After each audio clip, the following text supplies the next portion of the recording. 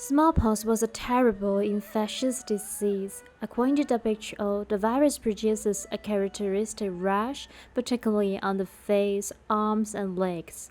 The resulting spot becomes filled with clear fluid, and later pus, and then form a crust, which eventually dries up and falls off. 30% of people who got it died. People who survived usually had severe scars. In 1661, Emperor Zhen contracted smallpox, and his condition was severe.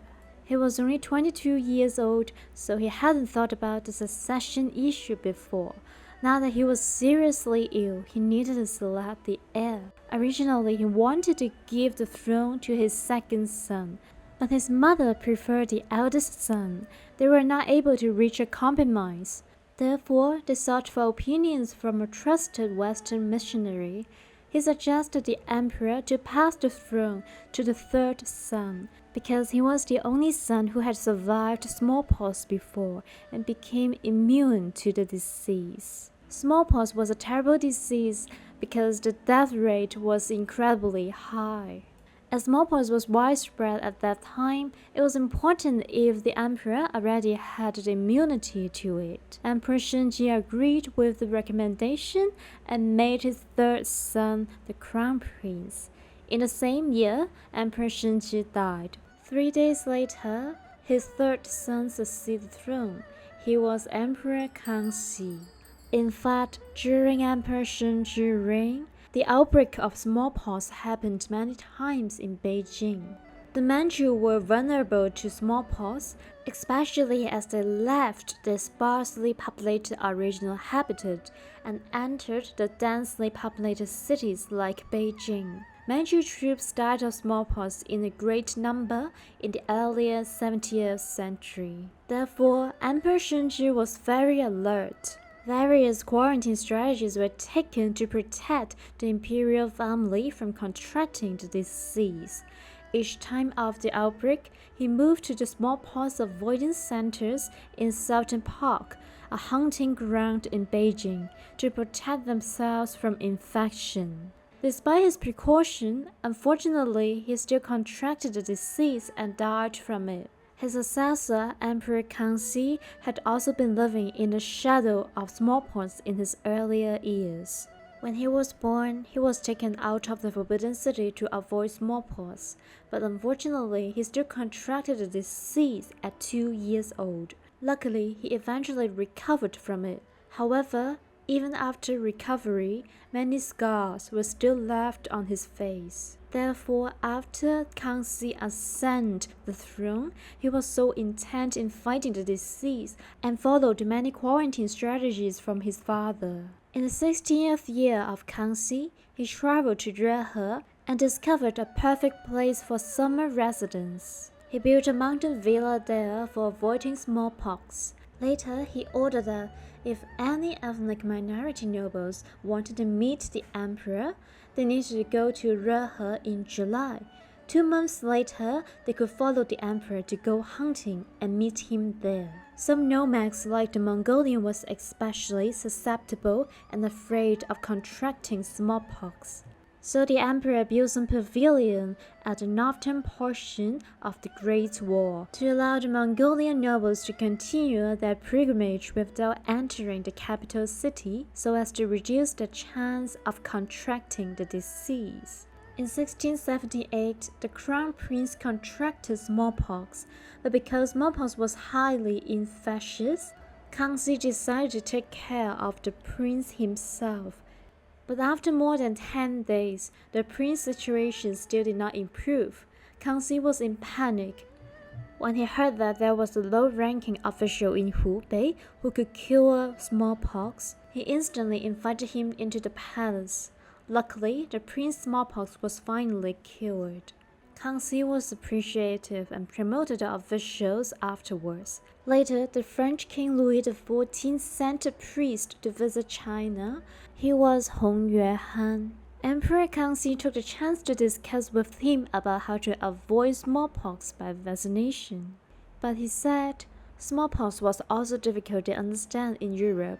Later, after Hong Yuan consulted other imperial doctors, he suggested the method of fascinating pox. The so-called human pox was to extract the virus from the skin of the patients and plant it on the healthy people to produce smallpox antibodies. It was like a primitive vaccine. Kangxi decided to carry out a human experiment in the palace to prove the theory. He recruited 30 ladies-in-waiting who never had smallpox. The doctors extracted the virus from the skin of a smallpox patient and planted on the ladies-in-waiting to produce smallpox antibodies. However, as there was no way to precisely measure the amount of fascination, 4 ladies-in-waiting died afterwards. The remaining 26 fascinated ladies were then sent to a house to live with the smallpox patients. Later, 4 of them were infected and died. The remaining 22 people were not infected, meaning that they became immune to smallpox. In other words, 22 palace ladies were successfully vaccinated. The French priest Hong Yuan participated in the whole process of the experiment. He recorded and mailed the details to the French Catholic Church. The letter was published in 2004. Although this ancient technique was a high-risk method, it was the most effective choice to suppress the disease at that time. Therefore, Emperor Kangxi started to promote fascination in the palace. In palace, the prince got vaccinated usually at a young age. There were 2 vaccination methods. One was called the water seedling method. First was to mix the patient's smallpox scab with milk or water, then put the mixture in the nose of healthy people with a cotton bud. The other method was called dry seedling method.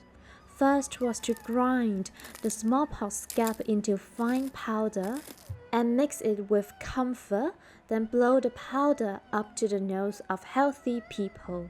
This allowed people to be mildly infected with smallpox. People usually develop the symptoms associated with smallpox, such as fever and a rash. However, fewer people died from it than if they had contracted smallpox naturally. After recovery, people became immune to the disease. The water seedling method was the most used in the palace. It was carried out in the Forbidden City or the Summer Palace. After fascination, 17 of 20 princes of Kangxi had grown up healthily, but before that, only 7 of 15 princes of Kangxi had survived. The vaccination procedure for the princes was mysterious and complicated.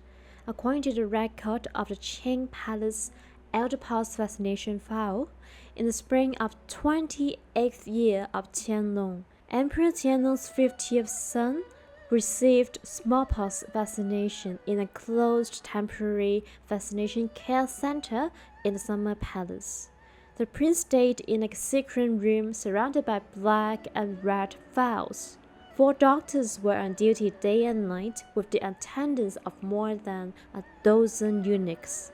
Doctors would observe his pulse 3 times a day. After half a month, the prince finally finished the process and had immunity. This effective vaccination was not only promoted in the palace, Kangxi also promoted smallpox vaccination to the 49 different tribes of a Mongolian group. Kangxi encouraged everyone to have vaccination, and this prevented many deaths. Based on the previous anti-pox experience, Emperor Kangxi was also active in exploring the treatment methods. He set up hospitals for diagnosis and hired the most famous doctors. Emperor Kangxi also had a personal laboratory in his palace for inventing drugs. Thanks to his efforts, the epidemic of smallpox was effectively suppressed. That brought the country a long period of peace and prosperity. After ruling for 61 years, this long-reigning and admirable emperor finally died in 1722.